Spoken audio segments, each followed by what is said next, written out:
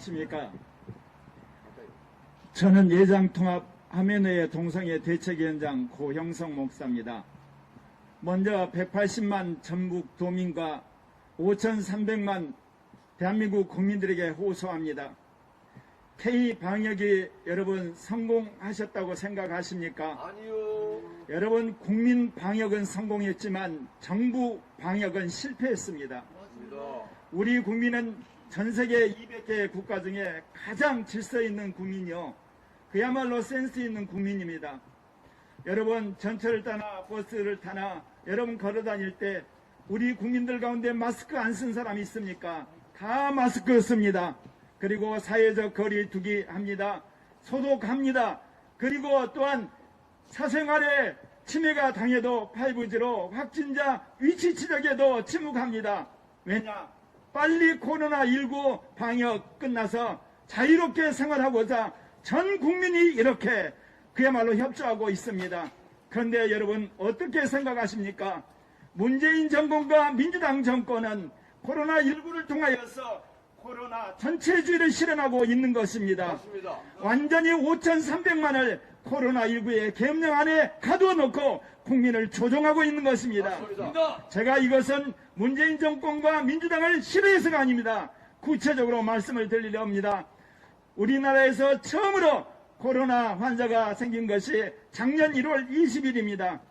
그 다음날 1월 20일에 대만에서 코로나 환자가 발생했습니다.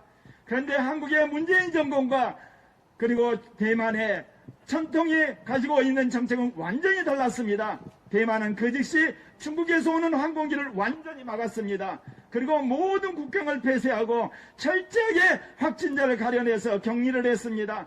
그래서 9월 달에 완전한 코로나19를 박멸한 천정지역으로 그들이 선언을 했습니다. 그래서 2020년 경제성장을 2.4%를 달성했고 지금도 대만은 완전히 코로나 박멸한 천정국가가 된 것입니다. 그러나 문재인 정부는 어땠습니까?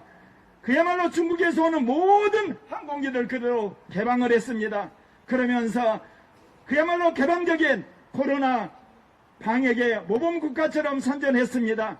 미국이나 그리고 영국이나 독일이나 이탈리아나 인도나 그리고 또한 브라질의 수많은 확진자를 보면서 국민들은 성공한 착각에 빠졌습니다. 그랬을 때 어떻습니까? 정부가 엄청난 재정을 쏟아부어서 쿠폰 나눠줬습니다. 그러니까 확진이 되니까 어떻습니까? 또다시 국민을 옥죄기 시작했습니다. 그러기를 몇 번을 했습니까? 8월일 때도 쿠폰 나눠줘서 해수욕장을 가라 피서가라 했습니다. 그래놓고 확진자가 많으니까 또 쟀습니다. 그리고 또 쿠폰 나눠주고 1,000명이 되니까 또 됩니다. 이것이 코로나 독재가 아니고 무엇입니까? 맞습니다. 또 하나가 있습니다. 우리나라 검사 수가 세계 120이란 걸 아십니까? 우리나라는 신종 인플루엔자와 메르스와 그리고 또한 사스를 통해서 가장 앞선 의료진과 의료시설을 준비했습니다. 그것도 박근혜 대통령 때 그렇게 한 겁니다. 그런 시설과 인적 자원이라면 전수조사를 했더라면 초기에 확진자를 찾아내서 지금쯤은 청정국가가 됐을 텐데 맞습니다. 세계 120개국에 검사 수한 게 뭔 말입니까? 결국은 코로나 독재를 하기 위해서 검사를 하지 않는다는 겁니다. 맞습니다. 미국에서는 가정용 진단키트를 통해서 확진자를 찾아냅니다. 한국 국민처럼 적극적이고 이렇게 참여했더라면 그리고 진단을 통해서 5,300만을 검사했다면 지금쯤 확진자를 격리해서 우리는 청정국가가 됐을 것입니다. 또 하나 마지막입니다. 그렇게 국민을 생각했다면 지금쯤 백신 확보해서 다 백신 맞아야 되는 거 아닙니까? 여러분 아시잖아요. 아직도 백신을 확보하지 못해서 이리저리 돌아다니면서 별상쇼를 하고 있습니다. 이게 코로나 독재가 아니고 코로나 계엄령이 아니고 코로나 감옥이 아닙니까? 왜 이렇게 악랄한 교활한 짓을 합니까? 이것을 국민이 알게 되는 날 문제는 박근혜 대통령이 하얀 것처럼 탄핵을 당한 것처럼 문재인 정권도 조기 퇴진할 날이 올 것입니다. 엄중히 경고합니다. 지금은 이렇게 국민을 속여서 모든 것들을 그야말로 감옥처럼 만들지만 우리 국민이 이 사실을 알게 되는 날 결단코 이걸 용서하지 않을 것입니다. 이 시간 전국에 있는 1,000만 성도와 그리고 30만 목회자에게 호소합니다. 종교 자유가 없이는 주님이 말씀하신 지상명령을 성취할 수 없습니다. 주님이 우리에게 말씀하신 것 5대 6대주 전세계 200개국의 복음을 전하라고 했습니다. 5,300만 이 민족의 복음을 전하는데 종교의 자유가 없이 가능합니까? 여러분, 종교의 자유, 예배의 자유, 양심의 자유, 표현의 자유를 회복해야만 세계에 선교할 수 있는 것입니다. 여러분, 어떻게 해서 기독교가 세계 선교 국가가 됐습니까? 그것은 종교의 자유를 획득했기 때문에 그렇습니다.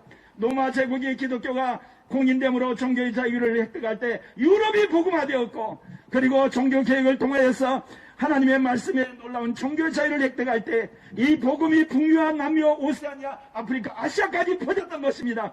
그런데 어떻게 목회자들이 이렇게 예배 드리지 못하는 이 상황에 그렇게 남을 배려한다고 하면서 예배 중지 상황을 그대로 받아들입니까? 여러분, 조선시대의 수많은 우리의 조상들이 조상의 제사를 거부했습니다. 그 당시 조상 제사를 지내야 되는 것입니까? 하나님의 말씀에 따라 조상 제사를 거부함으로 수많은 사람들이 순교했습니다. 일제시대 수많은 사람들이 신사참배를 거부했습니다. 국가 의례에 따라서 복종을 해야 되겠습니까? 공산당 치하에서 정말 수많은 사람들이 핍박을 당하고 감옥에 가고 고통을 당했습니까? 만약 배회를 한다면 공산당에 굴복해야 되는 것입니까? 군사 독재 치하에서 수많은 사람들이 인권을 위해서 투쟁했습니다. 그때도 배회를 명목으로 고개 숙여야 해야 되는 것입니까? 오늘날도 마찬가지입니다. 무슨 배회입니까? 교회가 언제 코로나19의 근원입니까? 교회는 애들을 데리기 위해서 어디보다도 철저하게 사회적 거리 두게 합니다. 그리고 마스크 씁니다. 소독합니다. 그리고 모든 부분에 조심합니다. 그런데 왜 교회가 코로나19의 진원지가 됩니까? 악랄한 정권의 술수에 그렇게 겁쟁이가 되어서 어떻게 주의 종이라 할 수 있습니까? 사랑하는 목회자여, 그리고 성도님이여, 이제 깨어나야 합니다. 이제 한국교회가 이대로 가게 되면 저절로 고사되는 겁니다. 그렇기 때문에 오늘 전북 목회자 100인 예배회복을 위한 모임에 저희들이 함께 동참한 것입니다. 저는 20대 군사독재와 싸웠습니다. 5.18 항쟁성에서 제가 9년 만에 대학을 졸업했습니다. 그런데 60대가 되어서 이제 다시금 타락한 민주화 세력과 싸우게 되는 겁니다. 이런 나라가 되기 위해서 민주화와 그리고 이런 나라를 위해서 제가 인권과 싸웠습니까? 여러분, 이제 속지 마십시오. 민주화 세력은 타락해서 주사파 노선을 가고 있는 것입니다. 수많은 민주화에 헌신한 전북 도민들이여 일어나십시오. 그들은 주사파로 여러분을 노예화시키고 있는 겁니다. 전북에 있는 수많은 목회자와 성도들이 깨어나십시오. 주사파들의 그야말로 달콤한 속임수에 속지 말고 정말 민주화 시절에 여러분이 추구했던 자유와 민주에 나서는 여러분 되시기를 바랍니다. 그리하여서 어찌하든지 한국이 아시아에서 선교하는 국가로 민족의 복음 통일을 완수하는 그런 교회로 다시 거듭나기를 바랍니다. 감사합니다.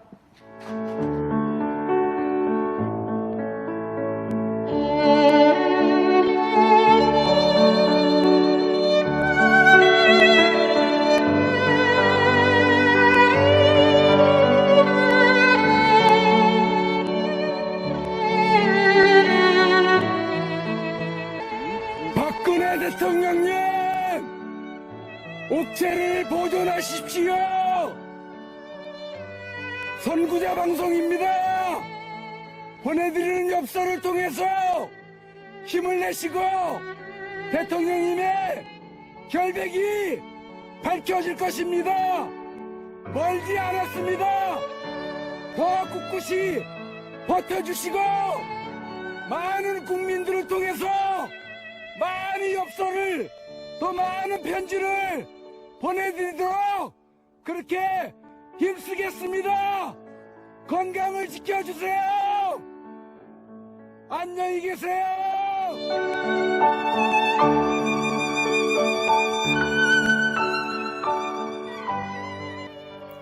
엽서 구입은 선구자 방송으로 해주시면 되겠습니다. 한 세트에 총 9종으로 1만원에 보급을 하며 우편 택배 발송비와 선구자 방송 후원이 포함되어 있음을 이해하시고 구매를 해주시면 감사하겠습니다. 구입 방법으로는 엽서 대금 입금 후 선구자 방송 핸드폰 010-2507 4861에 문자로 1차, 2차, 3차, 4차 엽서인지를 구분하여 표기해 주시고 주문자 성함과 주소와 구입하고자 하시는 세트 수량을 표기해 주십시오.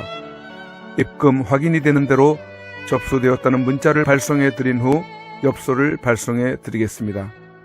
미국, 일본, 기타 외국에서 주문 시에도 문자로 외국의 연락처, 받으실 분의 영문 성함, 주소, 수량 등을 알려주세요.